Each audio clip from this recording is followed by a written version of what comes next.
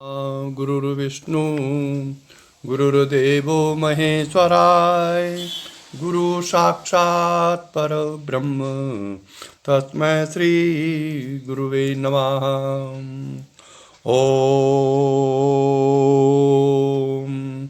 अपार संसार समुद्र मध्ये सम्मज्जतो मे शरणं किमस्ति गुरु कृपालो कृपया वदेत विश्वेश पादाम्बुज दीर्घ नौका विश्वेश पादाम्बुज दीर्घ नौका विश्वेश पादाम्बुज दीर्घ नौका बद्धो हि कोयो विषयानुरागी हर्कावा विमुक्तिर विषया विरक्ति बद्धो हि कोयो विषयानुरागी कावा विमुक्तिर विषय विरक्ति कुवाति गोरो नरक स्वदेह तृष्णाक्षयं स्वर्गपदं किमस्ति तृष्णाक्षया स्वर्गपदं किमस्ति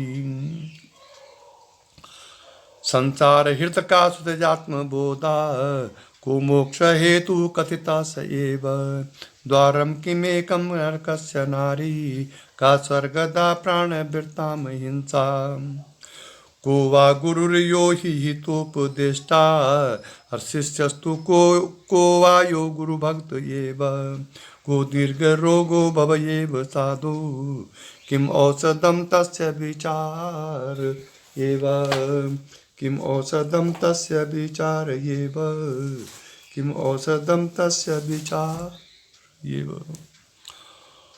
ओम परम भगवत स्वरूप सदगुरुदेव के चरण कमलों में प्रणाम करते हुए इस अल्पवीर्य शक्तिपात की परंपरा की उत्कर्ष की प्रार्थना श्री चरणों में करते हुए सौंदर्य लहरी का आगे का प्रसंग पर प्रवचन प्रस्तुत किया जा रहा है और आज का जो शीर्षक है वो है अमृत और विष। इसमें बड़ी मार्मिक ढंग से बड़े रहस्यमय ढंग से स्वामी विष्णु तीर्थ महाराज जी ने इसका वर्णन किया है। आप लोग आशा है कि इसको तत्व को जानेंगे। अमृत और विष सौंदर्य लहरी में जो स्वामी जी ने टीका में लिखा हुआ है कि पुरा काल में कश्यप नाम के एक प्रजापति थे।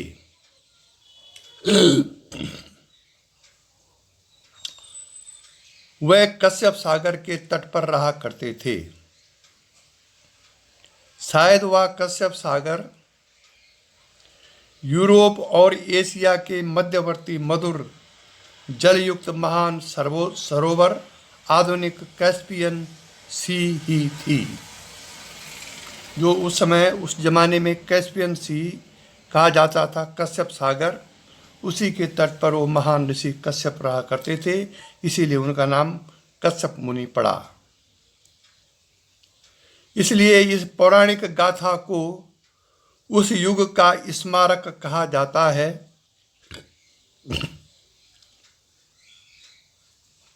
जबकि आर्य जाति मध्य एशिया में निवास करती थी। कश्यप देव की दो स्त्रियां थी, दिति और अदिति। दिति की संतान दैत्य और असुर हुए और अदिति की देव हुए। पश्चिम में रहने वाली अनार्य जातियां दैत्य कहलाती थी और आर्य जाति के लोग देव कहलाते थे। दैत्यों को संस्कृत में दानव भी कहते हैं। फारसी का दाना मतलब बुद्धिमान शब्द दानव का ही अपभ्रंश दिख पड़ता है और फारसी में देव शब्द विशाल भयंकर व्यक्ति के लिए प्रयुक्त होता है, जिसे अंग्रेजी में जायंट कहते हैं। अब देखिए देव और दानव शब्द कहाँ से निकले हैं ये। परंतु यूरोप की भाषाओं में देव शब्द ने अपना स्वरूप तद्रूप ही रखा है, जैसे डिवाइन, ड्यू। संस्कृत के इन दोनों शब्दों के विपरीत और विरोधी अर्थ दोनों जातियों के विपरीत और विरोधी मनोवृत्तियों और संस्कृतियों पर प्रकाश डालते हैं। आध्यात्मिक दृष्टिकोण से इस गाथा का महत्व समझने योग्य है।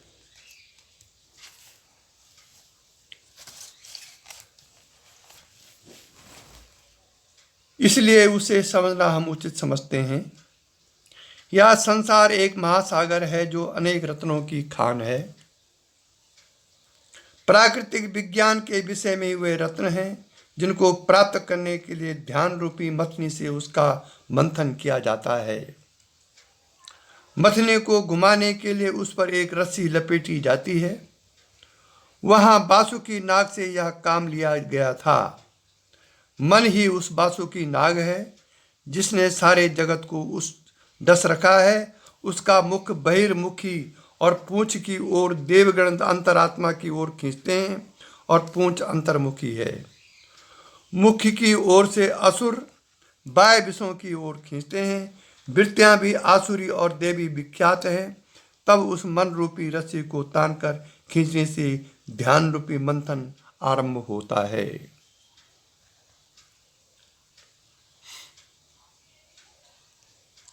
आसुरी प्रवृत्ति वाले मनुष्य बाह्य विषयों पर ध्यान जमाकर भौतिक विज्ञान के रहस्यों को उद्घाटन करते हैं और देवता अंतरात्मा की आध्यात्मिक खोज के लिए चिंतन करते हैं। आत्मज्ञान अमृत है और भौतिक विज्ञान में विष रहता है। आधुनिक वैज्ञानिक रहस्योद्घाटन का फल नश्वर है और उनका प्रयोग जगत के विनाश के लिए अधिक किया जाता है। जैसे कि आजकल वायरस चल रहा है, कहते हैं कि चीन से चला है। ये सत्य क्या है भगवान जाने। जहाँ तक उनका संबंध सांसारिक वैभव से है, वह भी यद्यपि मानव जाति के सुख की मात्रा बढ़ाने की इच्छा से किया जाता है, परंतु सुख की वृद्धि के साथ दुखों की भी वृद्धि करता है। सुख दुख दोनों बराबरी के साथी हैं। दोनों एक ही सिक्के या मुद्रा के दो पार्श्व हैं और दोनों का मूल्य उसके सिक्के के बराबर है। अंतरात्मा में प्रविष्ट होकर दोनों से मुक्ति पाना ही आध्यात्म मार्ग का ध्येय है।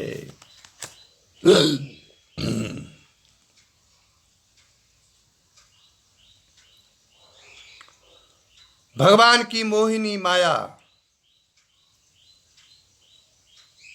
बैरमुखी वृत्ति वालों को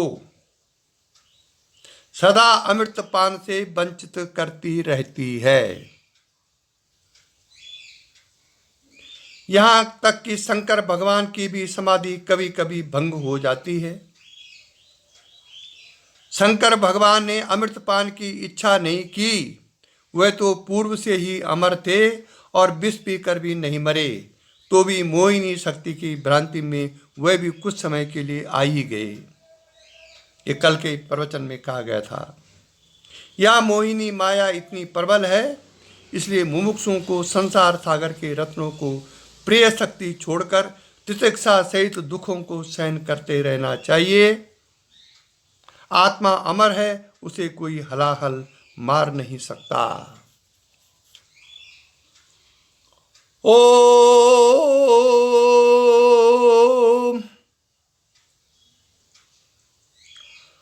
दुखों से उद्विग्न न होना और सुखों की स्प्रिया का त्याग करना ही स्थित प्रज्ञता का लक्षण है। भगवान का भगवती की आराधना करके मोहिनी रूप से भगवती के नारी सौंदर्य का आश्रय लेना ही उसकी आराधना है। ये मोहिनी रूप का विश्लेषण स्वामी जी ने कर रखा है। इसीलिए कहा गया है कि या देवी सर्वभूतेषु विष्णु मायेति शब्दिता नमस्तस्ते नमस्तस्ते नमस्तस्ते नमो नमः। अब साध्य सिद्ध विद्या कामदेव ने कादि विद्या मूल मंत्र की उपासना की थी। कामदेव प्रजनन शक्ति का देवता है और ईश्वर की सृष्टि करने की इच्छा से ही उसका उदय होता है। भगवान ने भी कहा है कि धर्म के विरुद्ध काम मेरा ही रूप है, परंतु रजोगुण से उत्पन्न होने के कारण वह सत्वगुण का बाधक भी है। रति उसकी पत्नी है। दोनों का रूप अति सुंदर है, परंतु कामदेव का शरीर तो इतना सुंदर है कि रति भी उसके रूप का अपने नेत्रों से सदा चुंबन किया करती है, अथवा दृष्टि रूपी जिह्वा से उसके रूप का रसास्वाद किया करती है। कामदेव का सामर्थ्य भी इतना अधिक है कि बड़े बड़े मुनियों के चित्त को भी क्षुब्ध कर देता है। यह सब भगवती की उपासना का ही फल है, क्योंकि कादि विद्या की उपासना से रूप, लावण्य सहित सब सिद्धियों की प्राप्ति होती है।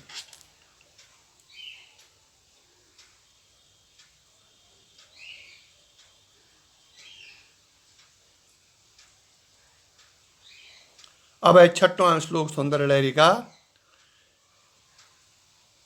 कि धनु पौष्पम मौर्वी मधुर करमयी पंच विशिखा बसंता सामंतो मलयम रुद्रायुध नरथा यथापेका सर्वा हिमगिरिसुता कामपि कृपाय मपांगा ते लब्ध्वा जगदिदनमनंगो व्रीयते। क्या अर्थ हुआ? धनुष पुष्पों का बना हुआ है, उसकी रस्सी भौरों की बनी हुई है। अब भगवती के सौंदर्य का वर्णन है। शब्द, स्पर्श, रूप, रस, गंध 5 विषय उसके बाण हैं। बसंत ऋतु उसका योद्धा सामंत है। मलयगिरी का शीतल मंद सुगंधित पवन उसका युद्ध में बैठने का रथ है, और स्वयं वह अनंग शरीर रहित है। ऐसा कामदेव ऐसे शस्त्रों को लेकर सारे जगत को अकेला जीत लेता है। हे हिमगिरी सुते, यह सामर्थ्य केवल तेरे कटाक्ष से कुछ थोड़ी सी ही कृपा प्राप्त करने का फल है। कामदेव ने भी उस सौंदर्य रूपी देवी से कृपा प्राप्त करके अपना रूप सुंदरता का प्रतीक बना लिया है। ऐसा इस श्लोक का भाव है। इस श्लोक में काम बीज क्लिंग का उदाहरण दिया जाता है। काम से ककार, मलय से लकार और मौर्वी से इकार और पौष्पम से अनुसार लेना चाहिए। बिलेंग रति का मंत्र है। वा और ला उसके नेत्र हैं और ए शक्ति रूप है। उपरोक्त बपुसा पद से ले हेते पद से ले और महंता मुनि नाम।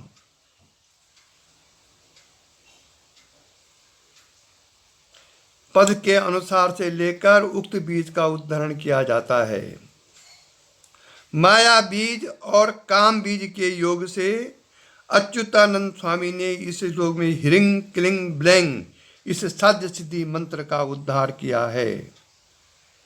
इस मंत्र से हृदय चक्र और महानाद ऊपर शक्ति का न्यास किया जाता है और इसका फल सर्व सौभाग्य की प्राप्ति है, जैसा कि प्रणत जन सौभाग्य जन पद से स्पष्ट है।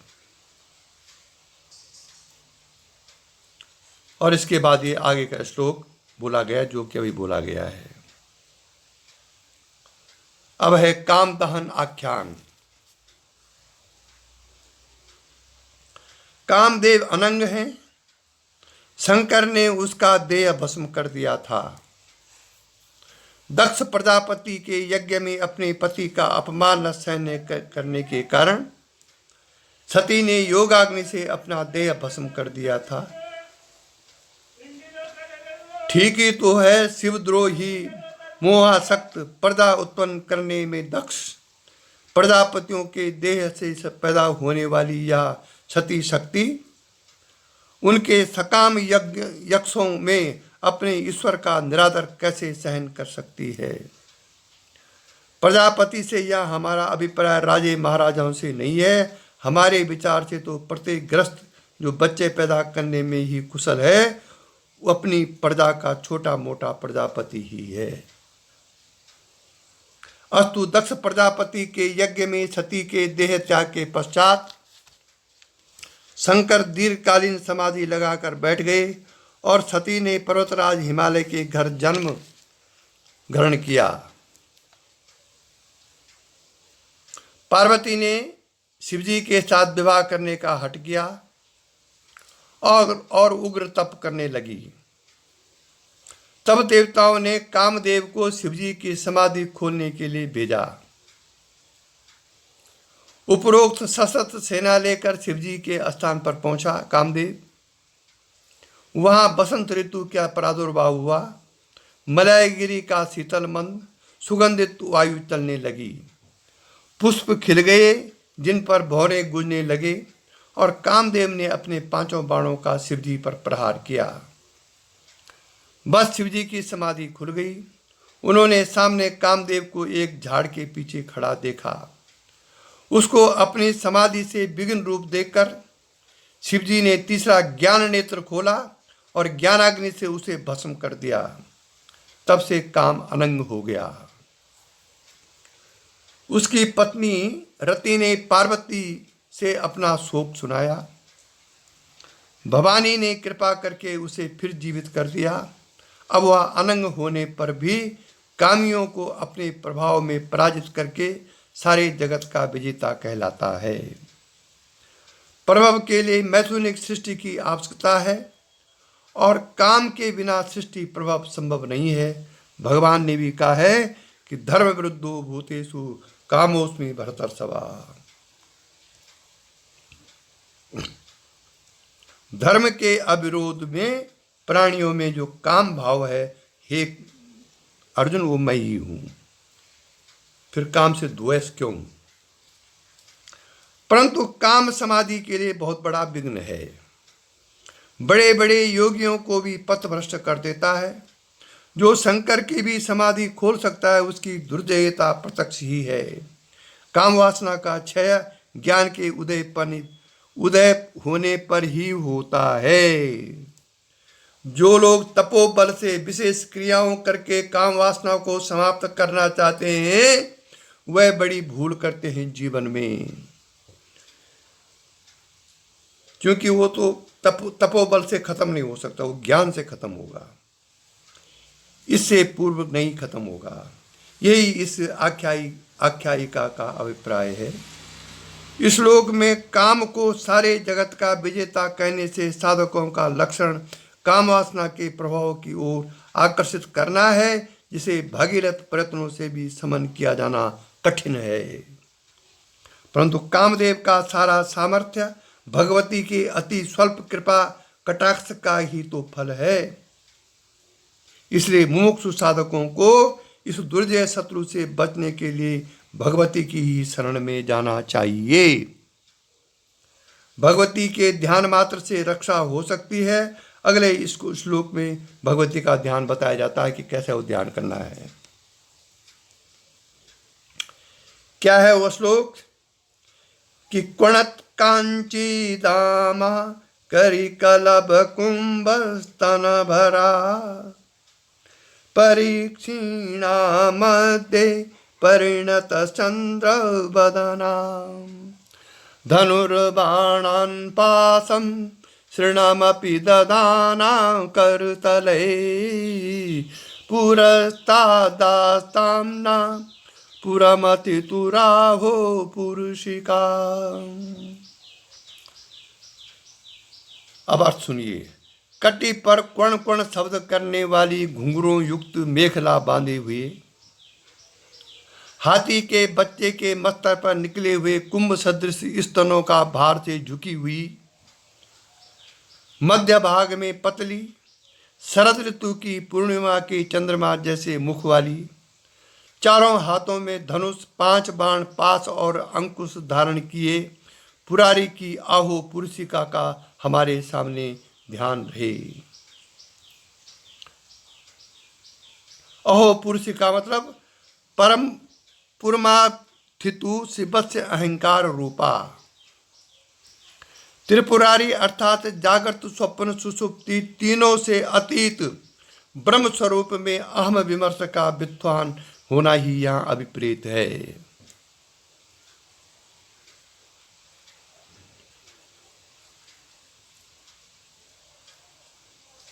इस श्लोक में बुलुंग बीज ग्रहण किया जाता है और बाण से बाह, करतल से लू और मथितु से ऊ और आस्था से अनुसार है।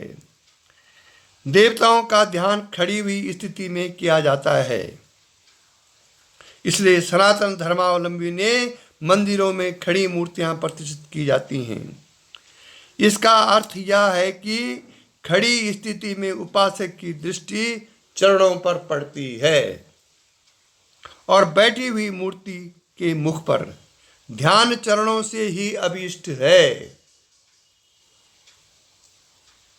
पूजन भी चरणों का ही करना चाहिए। पुरारी व त्रिपुरारी शंकर को कहते हैं। जागृत, स्वप्न और सुषुप्ति तीन पुर हैं। शंकर इन तीनों अवस्थाओं के बैरी हैं, क्योंकि वे सदा समाधिस्थ रहते हैं। मोक्ष ब्रह्मलीनता का नाम है। ब्राह्मी अवस्था में तीनों लोकों का एवं जागृत, स्वप्न, सुषुप्ति तीनों अवस्थाओं का समस्त लय हो जाता है। श्री भागवत में कहा गया है, क्या कहा गया है? न यत्र वाचो न मनो न सत्वम, न यत्र वाचो न मनो न सत्वम, तमो रजो नो महादयोबी महादादयोमी। न यत्र वाचो न मनो न सत्वम, तमो रजो न महादादयोमी। न प्राण बुद्धि इंद्रिया देवता वा न सन्निवेशा खलु लोक कल्पः। न स्वप्न जागरण ही तत्सुसुप्तम, न खंग जल भूमि न लोक नरक। सुसुप्त वंचन्य वद प्रत्यक्ष तन्मूल भूतम पदमामनंती। ये भागवत का श्लोक है। अर्थ क्या है इसका? जहां न वाक शक्ति है, न मन, न सत्व, तमोगुण, रजोगुण और न ये महदादि हैं। न कर्मेंद्रियों अथवा ज्ञानेंद्रियों के देवता हैं और निश्चय ही न लोकों की कल्पना रूपी प्रतीति है। न वहाँ स्वप्न है, न जागृत है और न सुषुप्ति। न वहाँ आकाश, जल, पृथ्वी, वायु, अग्नि या सूर्य है। सुषुप्तिवत, शून्यवत, अप्रतर्क्य हो वह मूलभूत पद है। ये परम पद का वर्णन किया गया है भागवत में।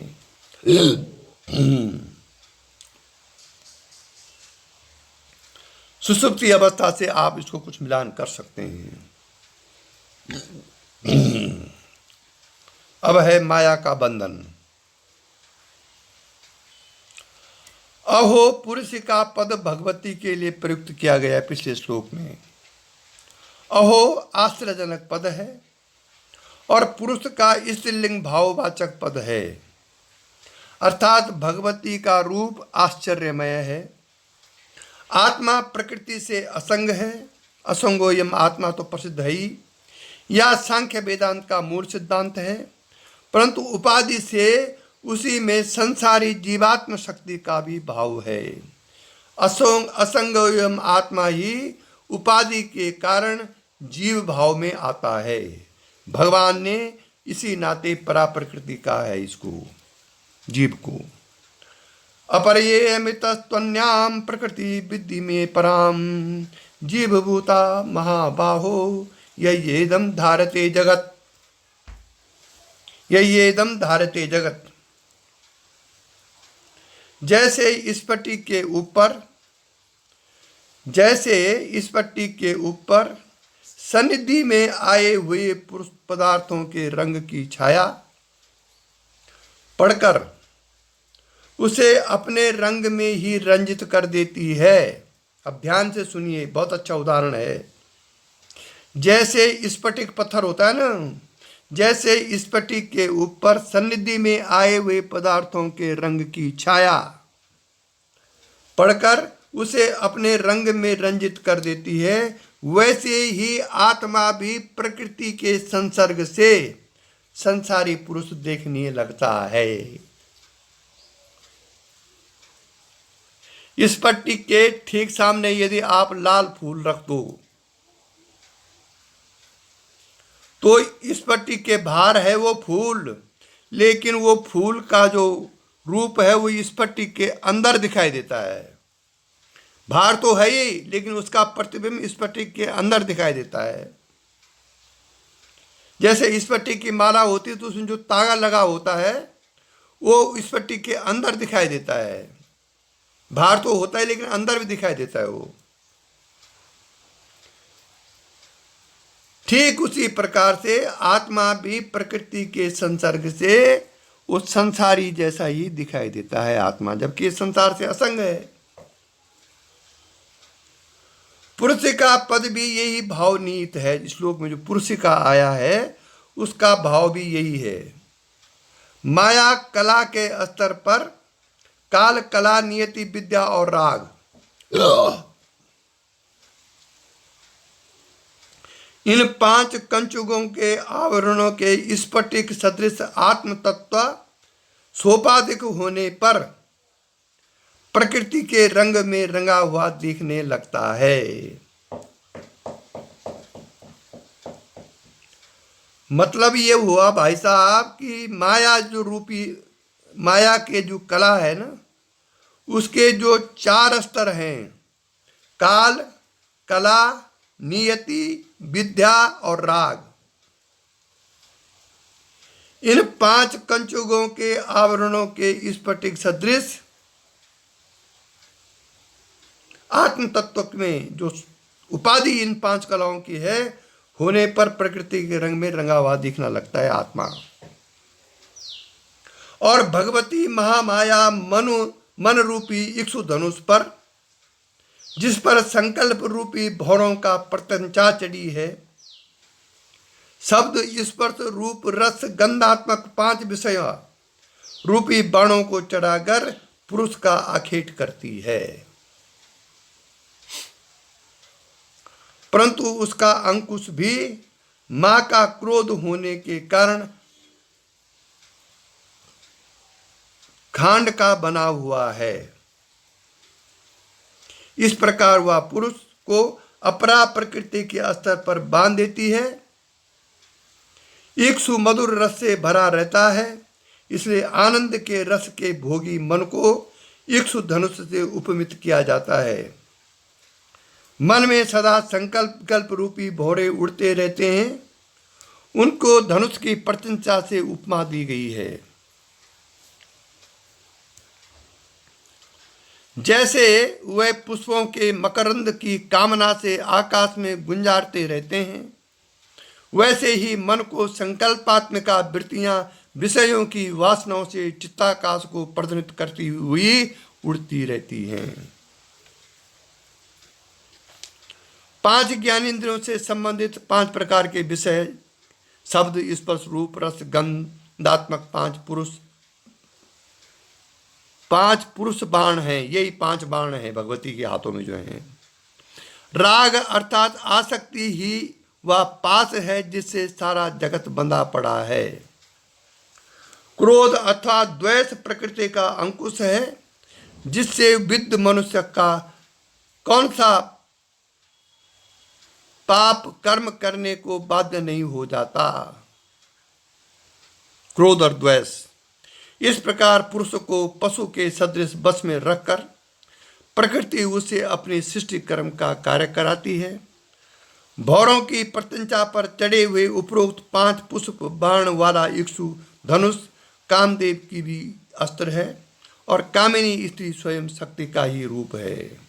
इसलिए कामी मनुष्यों को भोगा शक्ति में फंसाने के लिए मानो महामाया ने अपनी ही धनुष कामदेव को दे दिया है, क्योंकि ऐसे अस्त्र के बिना भगवान का सनातन अंश बंधन में नहीं आ सकता।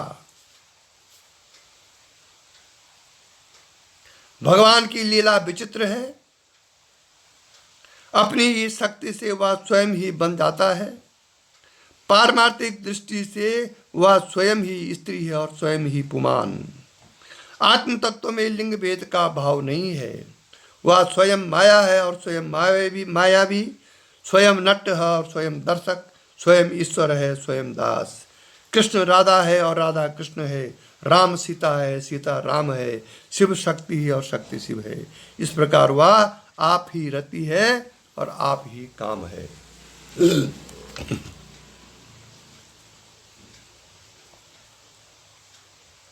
सब प्राणी मात्र का अंतरात्मा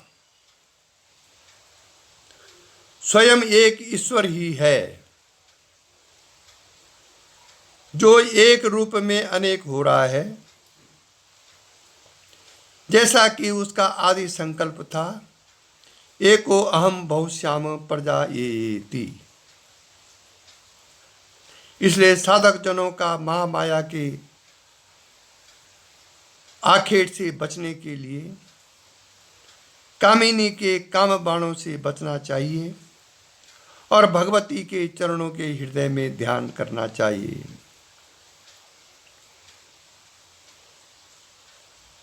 इसीलिए रामायण में कहा गया, सुंदरकांड में कहा गया है, सो पर नारी लीलार गुसाई,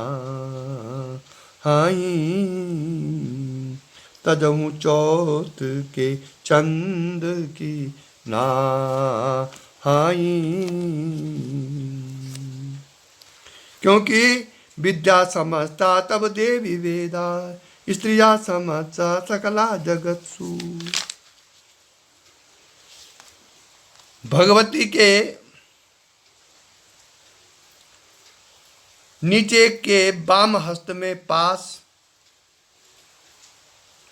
और ऊपर के बाम हाथ में धनुष, दक्षिण हाथों के नीचे अंकुश और ऊपर 5 बाण हैं। आगे का जो श्लोक है उसमें यही वर्णन है।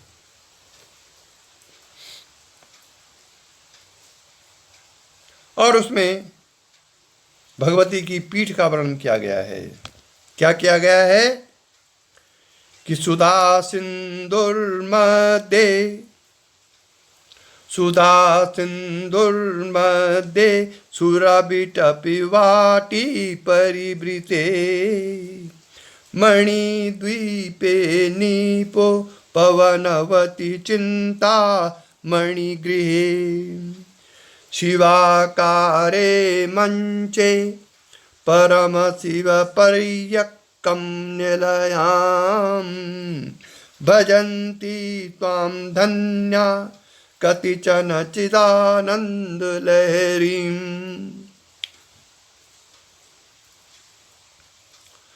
सुधा के समुद्र के मध्य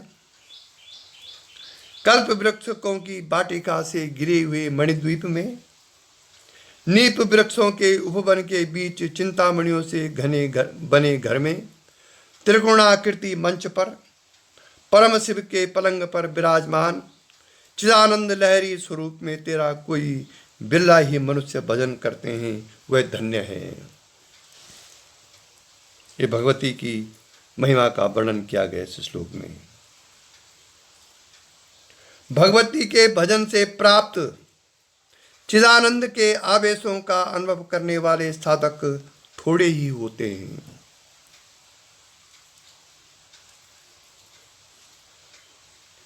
वे वास्तव में धन्य है जिन पर भगवती की ऐसी कृपा होती है, जिनको आनंदावेश आता है। भगवती का ध्यान परम शिव का साथ करना चाहिए। यह बात पूर्व श्लोक पुरमथि पुरुषिका पद से भी प्रकट होती है। सत्य बात तो यही है कि सच्चिदानंद के आनंदावेशों की अनुभूति में स्वयं भगवती की ही कृपा की अनुभूति है। शक्तिपात साधकों को ये अनुभव होगा कि आनंदावेश जब स्वयं प्रकट होता है अंदर से, वो शक्ति की क्रिया करके ही होता है।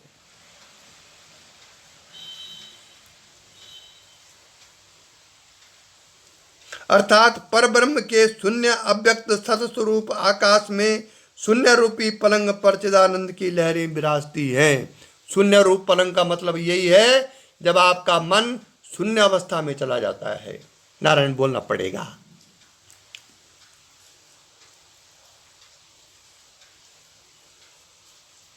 पलंग एक त्रिकोण मंच पर बिछा हुआ है।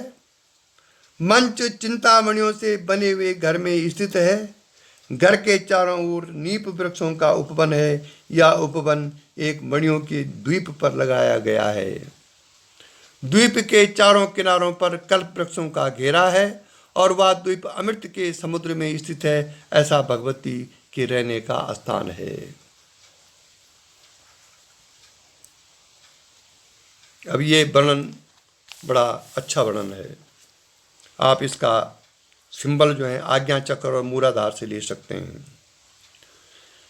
निष्पंद परम शिव आनंद ब्रह्म परम पद सदा सिंधु हैं, सुधा सिंधु हैं और चिदानंद लहरी स्वयं चिति शक्ति है, जिसका स्थान सहस्त्रार्थ पद में है। सहस्त्रार्थ ही वह मणि जटित द्वीप है जिसको चारों ओर कल्प वृक्षों का घेरा है और मध्य में नीप वृक्षों के उपवन हैं, जिसमें चिंतामणियों के घर बनाया गया है।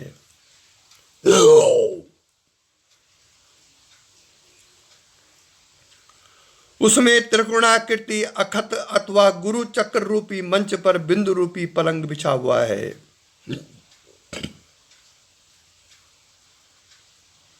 वहां सच्चिदानंद की प्रथम स्पंद रूपा चिदानंद लहरी शिव के साथ विहार करती है,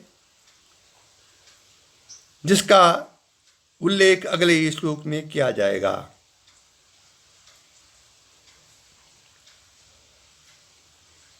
भगवती के पलंग का वर्णन 9वें श्लोक में देखें। 92वें श्लोक में आएगा।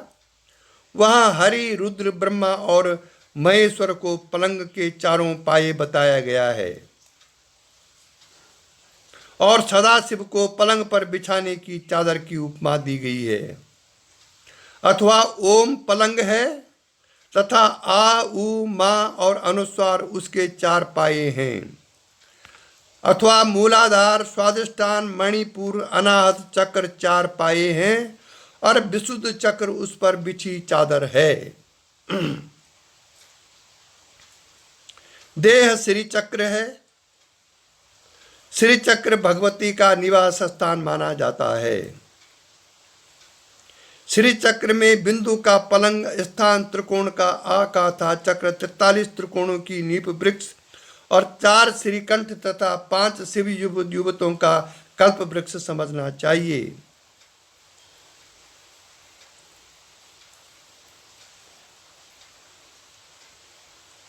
इस श्लोक में चिदानंद लहरी पद के कारण प्रथम 41 श्लोकों के ग्रंथ के पूर्व भाग को आनंद लहरी कहते हैं और आनंद से का और लहरी से ला हिरिंग लेकर हादि विद्या के तीनों कोटों को ग्रहण किया जाता है। कंग सुखवाचक शब्द है और का ब्रह्म और प्राणवाचक भी है। देखिए छांदोग्योपनिषद का 10वां का 5वां।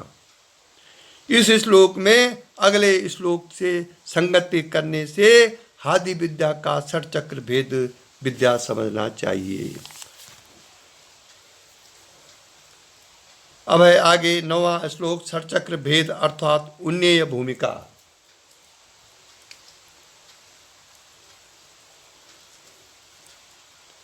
नवा श्लोक है, मही मूलाधारे कमपि मणिपुरे हि तवहम स्थितं स्वादिष्ठ ठाने हृदि मरुतम आकाशमुपरि मनोपि भ्रूमध्ये सकलमपि भित्वा कुलपथं सहस्रारे पद्ये सहरसि पत्या विहरसि। अब जो शक्तिपात से दीक्षित जो साधक हैं, देखो एक तो हठ योग से कुंडलिनी का जागरण होता है और एक शक्तिपात साधक साधना से गुरु के अनुग्रह से होता है। दोनों में महान अंतर है, क्योंकि एक तो एक ऑटोमेटिक प्रक्रिया है और एक हठपूर्वक किया जाता है। अधिकतर हठपूर्वक वाली जो क्रियाएं हैं आगे जाके वो परेशानी कर सकती हैं। इसलिए इन श्लोकों में स्वामी जी ने शक्तिपात के साधन से जो शक्ति जागरण हुआ है उसके बारे में अधिकतर वर्णन किया है। इसके बाद षटचक्र भेद में, ये शक्तिपात में जो दीक्षा दी जाती है षटचक्र भेद की, सुपात्र साधकों को और शक्ति सामर्थ्य गुरु जब ऐसे इकट्ठे हो जाते हैं तब इस प्रकार का षटचक्र भेद होता है। और अब आगे जो शक्तिपात के साधक हैं इससे मिलान कर सकते हैं कि उनकी स्थिति कैसी है, क्या क्या है इसमें।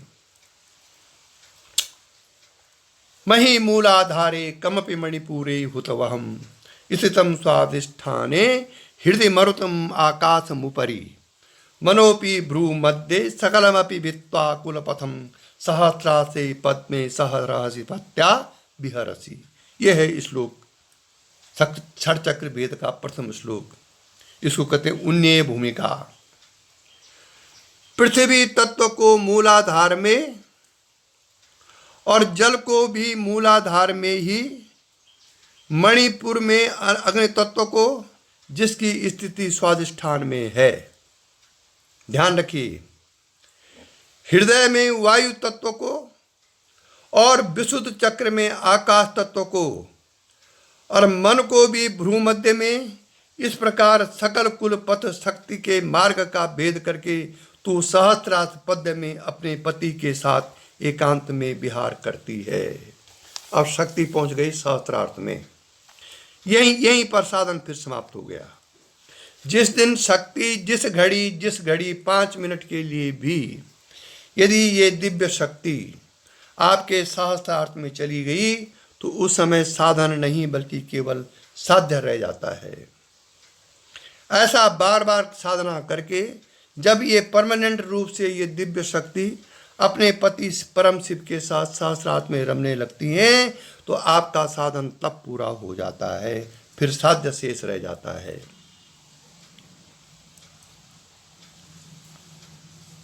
यहाँ अंतर्या का वर्णन है। कुंडलिनी शक्ति का षटचक्र भेद पूर्वक आरोहण बताया गया है। व्याख्या। षटचक्र निरूपण शिव संगीता और अन्य ग्रंथों में बिना मत भेद षटचक्रों का क्रम इस प्रकार देखने में आता है कि गुदा के पास पृथ्वी तत्व का मूलाधार चक्र है, उपस्थ के निकट जल तत्व का स्वाधिष्ठान चक्र है, नाभि के पास अग्नि तत्व का मणिपुर का चक्र और हृदय के पास वायु तत्व का अनाहत चक्र, कंठ में आकाश तत्व का विशुद्ध चक्र और भ्रूमध्य के पास मनस चक्र है जिसको आज्ञान चक्र कहते हैं। परंतु सौंदर्य लहरी में इस क्रम में अंतर दिखता है। इसके अनुसार उपस्थ के पास जल तत्व का और मणिपुर और नाभि में आग्नेय स्वादिष्ठान चक्र होना चाहिए। उपस्थ के पास जल तत्व का और मणिपुर और नाभि में आग्नेय स्वादिष्ठान चक्र होना चाहिए। तत्वों का क्रम तो वही है, परंतु चक्रों के नामों के क्रम से उपस्थ के चक्र नाम मणिपुर और नाभि चक्र का नाम स्वादिष्ठान चक्र रखा गया है। स्वादिष्ठान प्रतीत होता है।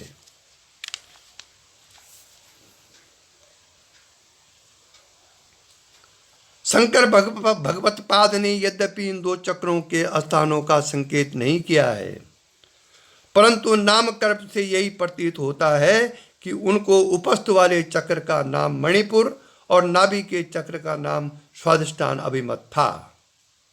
परंतु हमारी राय में ऐसा नहीं है। विष्णुजी तीर्थ महाराज कहते हैं केवल तत्वों के भेद क्रम में अंतर है। समयाचार के मतानुसार उपस्थ वाले चक्र का भेद करना उचित नहीं समझा गया, क्योंकि उस चक्र के भेद से काम वासना की वृद्धि होकर बज्रोली आदि क्रियाओं द्वारा ऊर्ध्वरेता होने की सिद्धि प्राप्त की जाती है जो कौलाचार को अभिष्ट है। इसलिए भगवत पाद ने वो नाम नहीं दिया वहां, क्योंकि वो तो वेदांती थे। अब जो लोग काम वासनाओं को सिद्ध करना चाहते हैं उनके लिए एक अच्छा वो है। समयाचार के मतानुसार उपस्थ वाले चक्र का भेद करना उचित नहीं समझा जाता, क्योंकि उपस्थ का चक्र का भेद करेंगे तो काम वासना जागृत हो जाएगी, क्योंकि इस चक्र के बेस से काम वासना की वृद्धि होकर बज्रौली आदि क्रियाओं द्वारा ऊर्ध्वरेता होने की सिद्धि प्राप्त की जाती है, जो कौलाचार को अभीष्ट है। अगर शक्तिपात साधकों को ऐसा होता हो तो उसको काम वासना न समझ करके बज्रौली या ऊर्ध्वरेता होने की क्रिया समझें। समयाचार को ये अभीष्ट नहीं है, कौलाचार में ये है। और शक्तिपात विद्या तो वो है, तांत्रिक विद्या है। अगर ऐसा होता है तो ये शुभ लक्षण है आपकी ऊर्ध्वरेता होने के। इसलिए यहाँ समयाचार के अनुसार वेद क्रम दिया गया है। वह इस प्रकार है कि मूलाधार को वेद द्वारा पृथ्वी तत्व का और साथ ही वहीं जल तत्व का भेद किया जाना चाहिए। अपि शब्द का के साथ प्रयोग इस बात की ओर संकेत करता है, नहीं तो अपि शब्द वृथा सा दिखता है। फिर स्वादिष्टान को छोड़कर नाभि वाले मणिपुर में अग्नि का भेद किया जाता है, परंतु अग्नि तत्व की भांति योनि स्थान में होने के कारण स्वादिष्ठान में दिखाई गई है। अर्थात स्वादिष्ठान चक्र में नीचे अग्नि ऊपर जल दोनों का संधि स्थान है, क्योंकि योनि स्थान मूलाधार और स्वादिष्ठान के मध्य भाग में स्थित है। इसलिए अग्नि की प्रदीप्त होने पर मूलाधारस्थ पृथ्वी और स्वादिष्ठानस्थ जल दोनों का भेद मूलाधार के भेद के साथ हो जाएगा। हमारे इस मत का हंसोपनिषद में पुष्टि मिलती है। वहाँ गुदा चक्र से वायु का उत्थान करके मणिपुर चक्र में ले जाने का विधान किया गया है। बीच में स्वादिष्ठान चक्र का भेद न करके उसकी 3 बार प्रदक्षिणा करने की आज्ञा है। इसी के साथ आज का प्रवचन समाप्त हुआ। अब आगे का प्रवचन कल होगा इसी चक्रभेद के प्रसंग में। ओम यही दिव्य दृष्टि हमें दीजे भगवान, हो कण कण में निस दिन तुम्हारे ही दर्शन। लखूं नित्य सर्वत्र मूर्ति तुम्हारी, सुनु जड़ जगत से एक कीर्ति तुम्हारी।